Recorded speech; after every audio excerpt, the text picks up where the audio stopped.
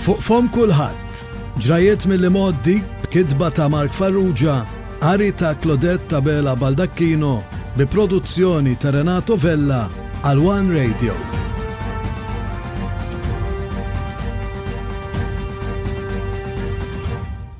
Fl-episodju tal-lum ser nittrattaw delitt li seħħ fil-Mosta f'Ġunju 1963 u tfittxija li damet għaddejja xhur għall-allegat qattil.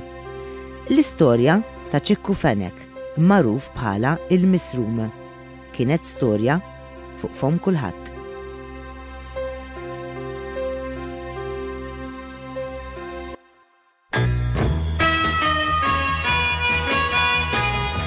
L-1963, is-sena li fiha d-diska tal-Beatles Please Please Me telet fit-tieni post tal-klassifika mużikali fir-Renju Unit.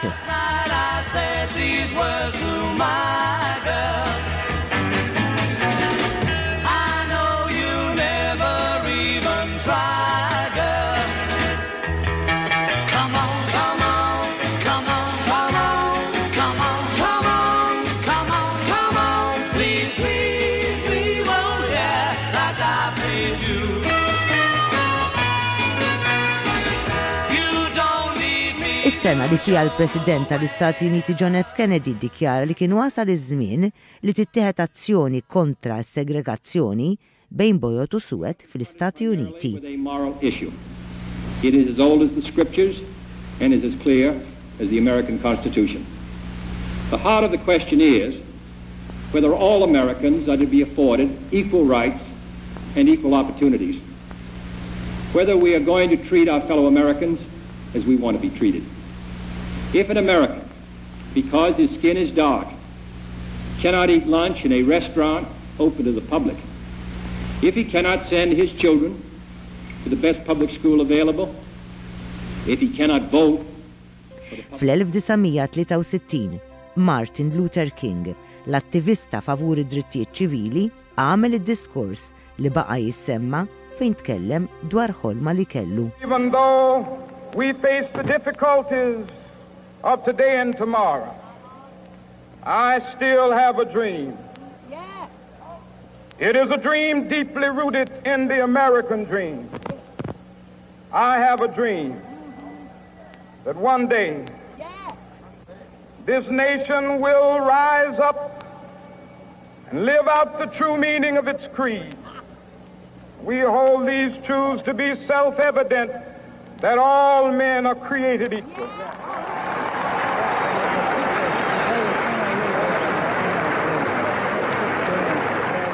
L-1963 iżda bla dubju tibqa' tissemma għal dak li ġara fit-22 ta' Novembru f'Dallas, Texas. Tiri ta' arma tan-nar sparati fin-nofsija ta' wara nofsinhar ħallew lill-President Amerikan Kennedy mejjed. Here is a bulletin from CBS News. In Dallas, Texas, 3 shots were fired at President Kennedy's motorcade in downtown Dallas. The first reports say that President Kennedy has been seriously wounded by this shooting. From Dallas, Texas, the flash, apparently official, President Kennedy died at 1 p.m. Central Standard Time. Jumejn wara li Harvey Oswald, il-persuna arrestata brabta mal-qtil ta' Kennedy, safa wkoll maqtul b'tiri ta' arma tan-nar waqt li kien qiegħed jittieħed mill-pulizija lejn il-ħabs. Fl-1963 twildu l-plejer tal-basketball Michael Jordan, l-attur Johnny Depp u l-kantanti George Michael u Whitney Houston.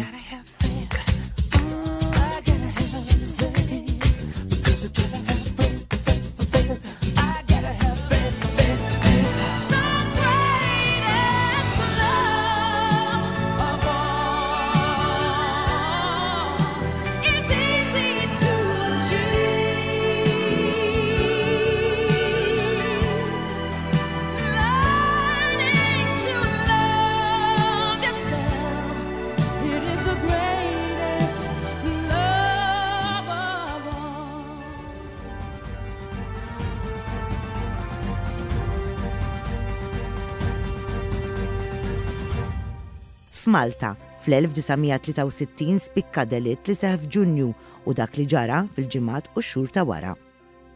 il-ħamis 13 ta' Ġunju 1963. Ftit qabel is-7 ta' filgħodu ċikku Vella ta' 39 sena magħruf bħala ta' Basas missier ta' 5 tfal kien għadu kif għale fil-bejjem u kien fi triqtu mir-razzett tiegħu fi triq Valletta lejn il-Knisja tal-Mosta biex jisma' l-quddies. Fit-triq iltaqa' ma' martu Giuseppa li kienet ġejja lura mill-quddies. Il-ħemda ta' dik l-għodwa iżda nkisret meta f'daqqa waħda instemaw tiri ta' senter. Giuseppa semmet ċeħsejjes iżda ma taċ każ u baqgħet sejra lejn id-dar. Ftit tal-ħin wara xi nies li kienu għaddejjin minn dawk l-inħawi sabu lil Vella minxur fl-art, mejjed btiri fonqu f'sidru. Mill-qtar tad-dem fl-art irriżulta li qabel ma miet, Vella mexa madwar 90 pieti x'xengel min-naħa l-oħra.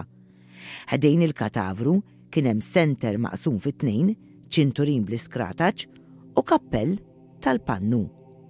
Waqt li kien qed isir l-aċċess fuq il-post tad-delitt għadda Carmen Vella, hu l-vittma, u mingħajr ma semma ismijiet beda jgħajjad u qatlu.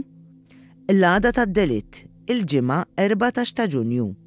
Il-pulizija tibat lil mezzi tax-xandir impressjoni artistika ta' ċertu Franġisku Fenek ta' 25 sena mill-Mosta. Id-deskrizzjoni li ngħatat ta' Fenek kienet hekk: twil 5 piedi u 8 pulzieri, samrani, xaru iswed, għajnejh kannella, bil-mustaċċi u l-barbetti u bit-pinġija fuq drijaw. Il-pulizija appellat lil pubbliku biex kull min kellu xi tarif dwar fejn kien jinstab Fenek li kien maħsub li kien armat pistola kellu jagħmel kuntatt magħha. Mart il-vittma Giuseppa li tkellmet mal-ġurnal L-Orizzont qalet li ftit ta' żmien qabel id-delitt Franġisku Fenek kien sab lil żewġa u qallu noqtlok. Min-naħa l-oħra l-ġurnal Il-Berqa kien qal li Fenek kellu diversi kwistjonijiet mal-mejjed Vella.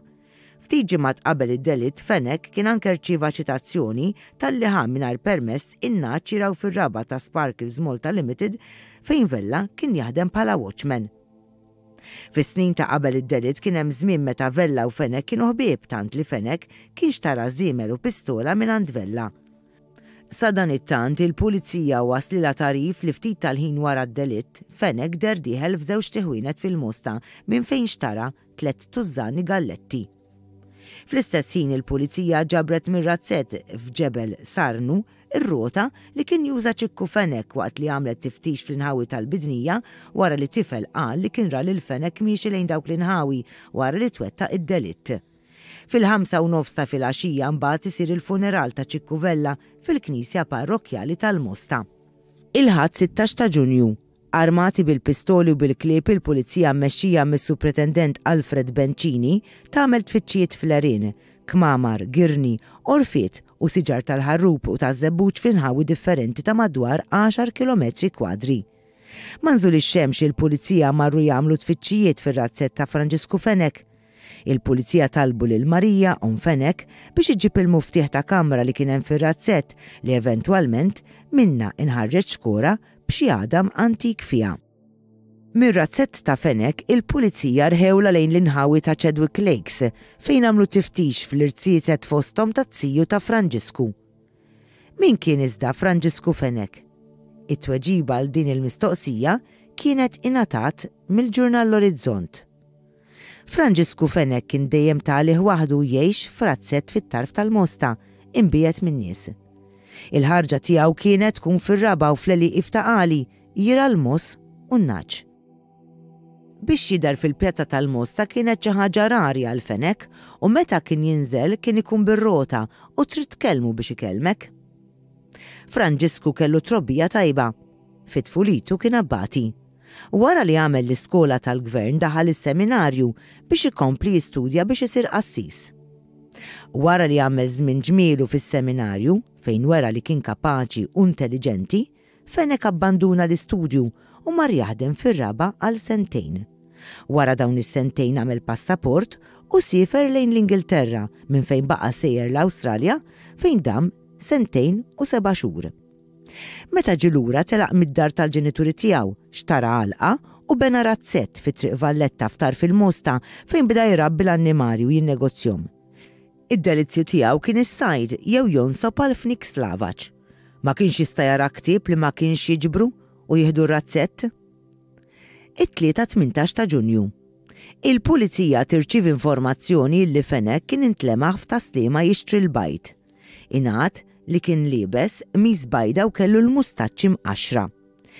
Isiru tfittxiet f'Taslima, l-Imsieraħ u San Ġiljan li rriżultaw fin-negattiv. Rapport ieħor li wasal għand il-pulizija kien jgħid li Fenech intlemaħ fil-Mistra. Il-pulizija armati bil-pistori marru jagħmlu tfittxijiet fil-fortizza u f'pillboxes li kien hemm fl-inħawi iżda għal darb'oħra ma sabu lil ħadd. Fl-istess ħin raġel għarraf lill-pulizija li kien ra lil Fenech fl-inħawi tal-Birgu iżda meta marru fl-inħawi l-pulizija reġgħu ma sabu lil ħadd. Pulizija oħra armati bil-klieb għamlu tfittxijiet fl-Erin f'Wid-Dalam u f'Wid-Ħassabtan fl-inħawi ta' Birżebbuġa. Ħaddiema li kienu jaħdmu fil-pumping station li kien hemm fl-inħawi qalu lill-pulizija li ma kienu raw xejn differenti mis-soltu. Il-pulizija saħansitra waqfu l-karozza tal-linja tal-Mellieħa wara li waslilhom rapport li Fenech kien wieħed mill-passiġġieri. Ir-riżulta iżda li dan ma kienx il-każ. L-4-19 ta' Ġunju, il-pulizija tagħmel tfittix f'razzett f'San Pawl il-Baħar u wkoll fl-inħawi tal-Bidnija iżda mingħajr ebda suċċess.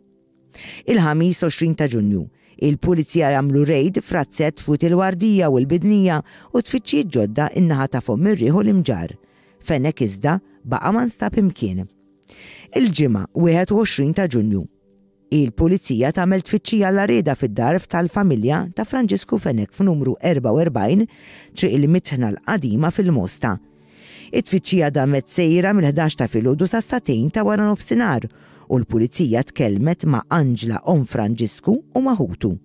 Min din id-dar, il-pulizija ħadet xkora mimlija affarijiet. Is-Sibtu l-Ħadd 22 u 23 ta' Ġunju.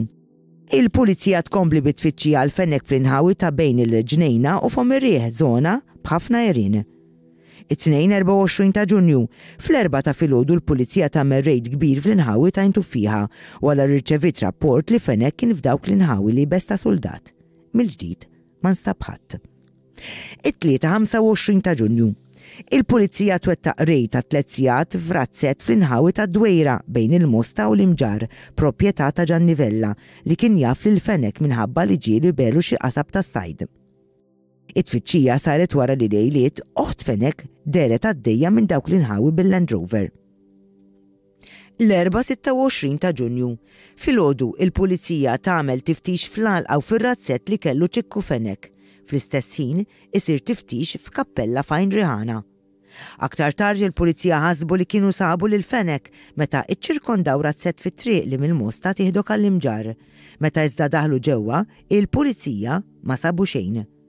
Għal-ħabta tal-11 ta' bil-lejl imbagħad il-pulizija marru fit-triq Rodolfo f'Taslima għaliex kien hemm xi nies li qalu li raw lil Fenech dieħel fiċ-ċirkolo tal-Azzjoni Kattolika tal-parroċċa ta' San Girgor. Mill-ġdid iżda ma rriżulta xejn. Il-pulizija bdiet tassess l-ajruport u l-portijiet biex Fenech ma jitħallix jaħrab minn Malta. Il-ħamis 27 ta' Ġunju, il-pulizija bdew jassu mill-qrib lill-ġenituri u lil-ħut Franġisku Fenech. Il-pulizija segwew lill-omu Anġla u lil-ħutu Ġuża u Mikil meta marru jalfu lill-annimali fir-razzett ta' Franġisku. Segwewhom ukoll meta marru ħdejn Mr. Fenech Giuseppi li kien qed jaħdem fl-għalqa tiegħu. Fl-istess ħin mad-dar tal-familja Fenech, ma' raba tal-istess familja u ma' razzett ta' Franġisku nnifsu, kien hemm il-pulizija qassa lejl u nar. Il-ġurnali rrappurtaw li l-pulizija kienet qed timxi fuq it-teżi li Franġisku seta' kien qed jingħata kenn minn xi nies li kienu qed jgħinuh biex ma jinqabadx u li kien qiegħed ifittex il-mument opportun biex jaħrab minn Malta anke għaliex il-passaport tiegħu ma instabx fir-razzett tiegħu. L-4-3 ta' Lulju, il-pulizija tagħmel tfittxija ta' madwar 4 sigħat fiż-żona tal-irdumijiet ta' Fomm-ir-Rieħ u l-Pellegrin, wara li fid-dar tal-familja Fenech instabet mappa dettaljata ta' dawk l-inħawi. Pulizija li kien qiegħed jieħu sehem f'din it-tfittxija l ftit ma tilifx ħajtu meta żamm ma' biċċa blata u din ċedit bih. Għal ġimgħat sħaħ ħadd baqa' ma sar jaf x'ġara minn Franġisku Fenech. Is-Sibt 28 ta' Settembru 1963, aktar minn 100 jum wara d-delitt ta' Ċikku Vella. It-8 ta' filgħaxija, il-Florjana. Żagħżugħ li jibes pulitu nadif jidħol f'ħanut tax-xorb. Dawk fil-ħanut f'dak il-ħin ftit għaddilhom minn moħħhom li dak iż-żagħżugħ ma kien ħadd li Franġisku Fenech li ftit tal-ħin wara talilu nnifsu f'idejn il-pulizija. Il-ġurnal Orizzont kien qal li Fenech kien qed jikkunsidra li jagħmel waħda minn żewġ għażliet. Jew li jaħrab minn Malta, jew li jċedi. Għażel it-tieni triq għaliex ma rridx li jinqata' darba l dejjem mill-familja tiegħu. L-Orizzont kienet anke ta' dettalji dwar kif kien għex Franġisku fit-3 xhur li jagħmel maħrub. Kemm ilu mfittex Franġisku Fenech għex ħajja mill-aktar normali, il-ħajja ta' kull ċittadin ħieles. Għex qalb in-nies jirkeb il-karozzi, jidħol fil-ħwienet, jippassiġġja qalb in-nies u ma naqas illi fil-jiem sħan tas-sajf ġili mar-jum. F'waħda mit-tfittxijiet kien tant qrib li sema li l-pulizija jitkellmu minn fuq ir-radio tal-karozza tagħhom. Fl-ewwel ġimgħat tal-ħarba tiegħu għamel il-moħba tiegħu fl-inħawi tal-Pellegrin fl-akwati tal-Ġnejna. Kien jistaħba far kbir li mbaġġo fih kien hemm numru ta' erin iżgħar. Wieħed mill-erin kien jużah biex isajjar fih. Matul il-lejl kien joħroġ mill-ar, jidħol f'xi razzett u jieħu sulfarini u petrolju. Meta l-ħwejjeġ li kellu fuq qdiemu tħammġu mal-imġar daħal f'post fejn kien hemm xi ħwejjeġ minn xurin, sab qmis u qalziet jiġuh u telaq bihom. Xi ħadd semma xi ħsejjes u ħareġ jittawwa iżda beża x'ħinra lil Franġisku. Meta wara xi żmien Franġisku ddeċieda li ma jibqax jinħeba fl-inħawi tal-Pellegrin, beda jinżel lejn in-naħa ta' isfel ta' Malta u jmur minn post tal ieħor fosthom raħal ġdid u biżebbuġa mingħajr ħadd qatt ma jintebaħ min kien. Ma ħax gost bil-pubbliċità li deret fil-ġurnali speċjalment meta deru ritratti tiegħu għaliex in-nies setet tarfu għalkemm ir-ritratti ma tantx kienu jixbħu lil Fenech kif inhu llum. It-32 ta' Settembru, Franġisku Fenech jitressaq il-qorti akkużat bil-qtil ta' Ċikku Vella. 23 ta' Jannar 1964, 7 xhur wara d-delitt. Jibda l-ġuri ta' Fenech. Fil-ġuri ħareġ li l-inkwiet li wassal għad-delitt kien dwar għalqa li kienet proprjetà ta' Royal Air Force u li għal xi żmien kienet imqabbla lill-familja Fenech. Ġara iżda li ir-Royal Air Force rridu jtemmu l-kirja tal-għalqa biex din tkun tista' tinbieħ u għamlu kawża ta' żgumbrament fil-konfront tal-familja Fenech. L-art eventwalment għaddiet għand id-ditta Sparkles Malta Limited fejn il-vittma Ċikku Vella kien jaħdem bħala watchman. Ir-riżulta wkoll illi Vella kellu permess biex jieħu l-għalqa u jieħu għalih il-prodotti li kien jikkultiva. Minkejja dan kollu Franġisku Fenech kien baqa' jmur bin-naċċ tiegħu f'din il-għalqa. Wieħed mix-xhieda mill-aktar importanti fil-ġuri kien tifel ta' 9 snin, George Azzopardi, li fil-qorti qal li ra lil Fenech jistieden lil Vella l-ġlied u meta dan tal-aħħar irrifjuta, Fenech sparalu. Xut ieħor, Awsilio Borg qal li ftit tal-ħin wara d-delitt Fenech mar f'ħanut tax-xorb u waqt li poġġa 3 iskratax f'pistola qal li dawk kienu għal min kien ser imur warajh. Xed ukoll li ben il-vittma Giovanni Maria Vella li qal li xi 15 qabel id-delitt missieru kien qallu li kien keċċa lil Fenech mill-għalqa ta' Sparkles Malta Limited u Fenech wieġbu li kien se jagħtih iċ-ċiċri b'referenza għaċ-ċomp tas-senter. L-avukat difensur qal li fil-ħin tal-inċident il-vittma kellu senter f'idejh u li għalhekk l-akkużat kien aġixxa biex jiddefendi lilu nnifsu. Iżid jgħid ukoll li fil-kuntest tat-tilwim li kien għaddej mal-familja tal-vittma, Franġisku kien ilu jiġi inġurjat bil-laqam misrum li kienet l-ekwivalenti għal-kelma miġnun u li biex jipprova jeħles minn dawn l-insulti saħansitra kien emigra lejn l-Awstralja. Għalhekk għall-avukat difensur l-akkużat kien aġixxa taħt passjoni instantanja. Wara 3 sigħat ta' deliberazzjoni Fenech instab ħati tad-delitt ta' Vella iżda fl-istess ħin il-verdett kien li huwa aġixxa taħt passjoni istantanja jew aġitazzjoni tal-moħħ. Ċikku Fenech intbagħat 15-il sena ħabs. Fl-2010 Fenech reġa' kien ikkundannat 9 xhur ħabs sospiżi għal 2 snin wara li ammetta li spara arma tan-nar f'żona residenzjali u li kien fil-possess illegali ta' din l-arma tan-nar. Fenech kien ser jiġi akkużat ukoll b'attentat taqtil, akkuża li iżda twaqqet fl-aħħar mument. Ċikku Fenech miet fi frar tas-sena 2014.